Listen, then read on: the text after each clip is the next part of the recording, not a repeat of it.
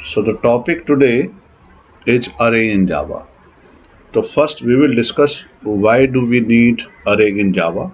Then we'll see some program to implement this in Java.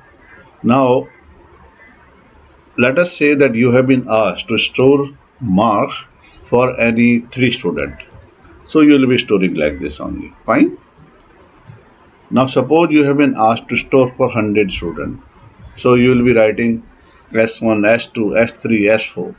Now it is not a good practice to declare variable in such a way because the coding has become lengthy.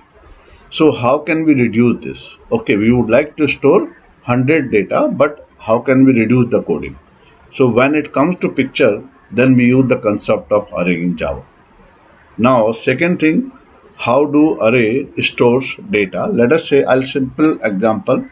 Okay, I'm going here. This is Excel. Suppose I have declared an array of 4 element or 5 element inside memory. So this will be first element, second element, third element, fourth element, fifth element, and so on. So now here the data will store with the help of something known as index. This is 0. Okay, this will be 1 index, this will be 2 index, this will be 3 index, this will be 4 index, on so on. So it means if suppose, okay, let us, I'll make a simple diagram to make you understand properly. Okay, suppose say this.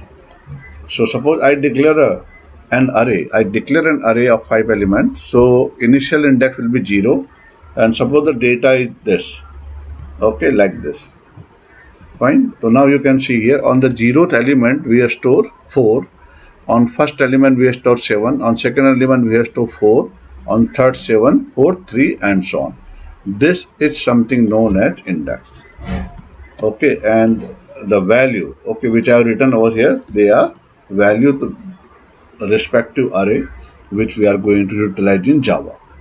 Now how to implement this? Okay, how to implement this in Java? So I'm jumping to my Eclipse. Okay, so first of all, how are you going to declare a array in Java? So line number 10, okay, int indicating I am going to store an array of integer type. AR is the name of the array, and then you will be typing new and int 4. So 4 is number of element. Okay, 4 is number of element. So now let us say, okay, we'll declare a variable. I say for x equal to 0 and x less than 4. Okay, it means this loop will perform 3 times, 4 times. Okay, now inside this, okay, we'll print the message. Okay, says out. Okay, enter array element. Okay, after this we'll accept the data. Okay, by scanning using the scanner class. So how we'll be accepting? See x. So you will be writing like this.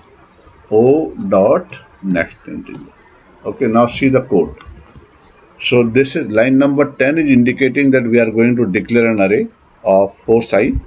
This is for using index and this is for using your loop. So x is starting from 0 and this will go up to 3, and which I just discussed here. Okay, index always start from 0 and we are declaring an array of 4 element. It means the last index will be 3. Correct? Now I'll come here. Now after this we'll print it. Okay, we say for x equal to 0, fine, x less than 3. Okay, then x plus plus. Alright, now we would like to print this. So I say sys dot out, okay, an array of x. See, here we are accepting the data, and line number 17 we are using a loop, and then on line number 18 we are going to print it. Fine, so let's say we'll try to run the program. Okay, enter array element. So it will ask for 4 elements. You can see here. Fine, you can see. Let's see this example. Okay, first element is 3, then 9, then 4, and then 7. It is printing over here. Okay, so this is for declaration. Okay, this is for accepting the data, and this is just to print. Okay, the value which the user will input at the runtime. That's all for today's session. Okay, thank you for watching it.